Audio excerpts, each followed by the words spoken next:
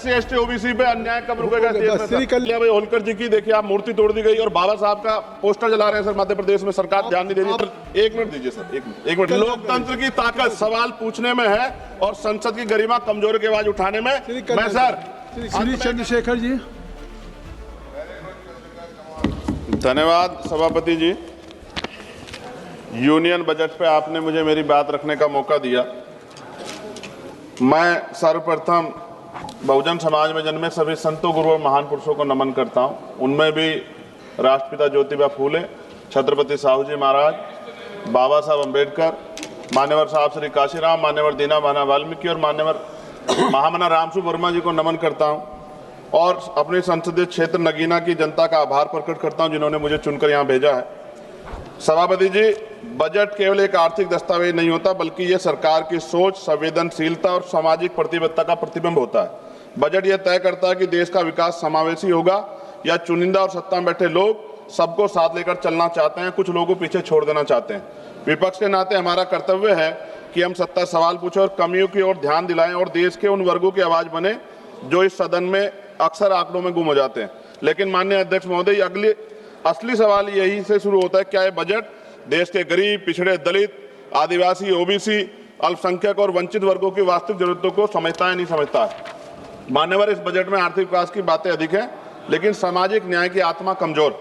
माननीय अध्यक्ष जी, सभापति जी, आज देश की सबसे बड़ी संकट बेरोजगारी। हर साल लगभग 1 करोड़ युवा रोजगार बाजार में आते हैं लेकिन अस्थायी और सम्मानजनक नौकरियां और संपादन पैदा नहीं हो रही। इस बजट में स्किलिंग की बात की गई है लेकिन स्किलिंग के बाद जॉब की गारंटी नहीं है। विशेष रूप से SC ST और OBC समुदाय के युवाओं के लिए कोई अलग से लक्षित रोजगार योजना नहीं दिखाई देती है।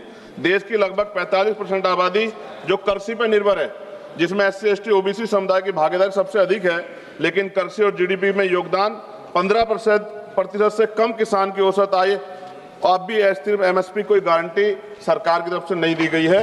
सभापति जी, महंगाई का सबसे बड़ा असर गरीब, दलित, आदिवासी और पिछड़े वर्ग पर पड़ता है।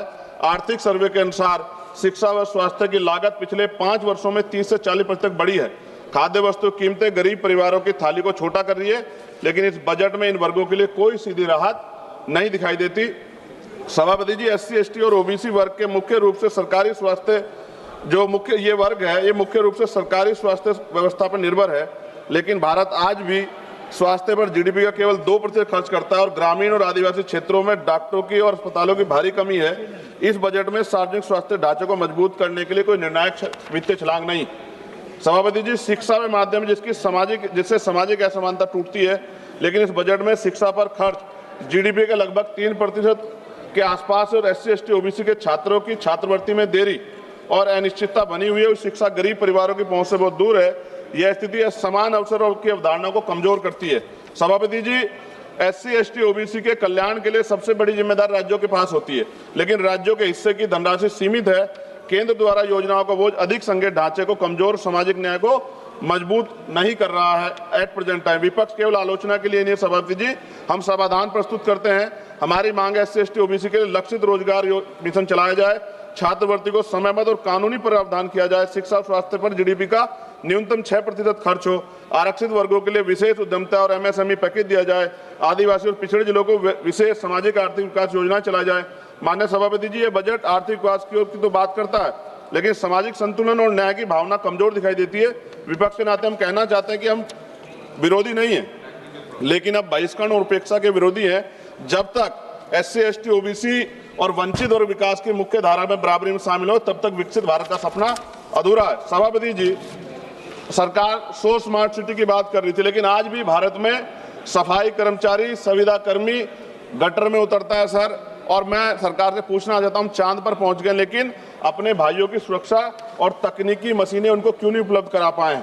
प्रमोशन में रिजर्वेशन SC ST OBC कर्मचारियों को नहीं मिल रहा है और पुरानी पेंशन सर मिलनी चाहिए, उस पर सरकार ने कोई जवाब नहीं दिया है। सभापति जी, बिजली के दाम उत्तर प्रदेश में देश की अपेक्षा, खत्म करूंगा सर, राष्ट्रपति भाषण पे भी आप देख रहे हैं मौका नहीं मिला, 12 दिन बाद मौका मिला है तो जल्दी खत्म करो ना, कुछ मांगे तो अन्य राज्यों की तुलना में सर हमारे यहाँ यूपी में ज्यादा है, जिसमें किसान, बुनकर, छोटे उद्योग और आम उपभोक्ता प्रभावित होते हैं। और गैस सिलेंडर सर जब चुनाव आता है तो सब जगह 500 का और चुनाव के बाद सर 1000 रुपए का, ये मजाक उड़ता है सर गरीबों का।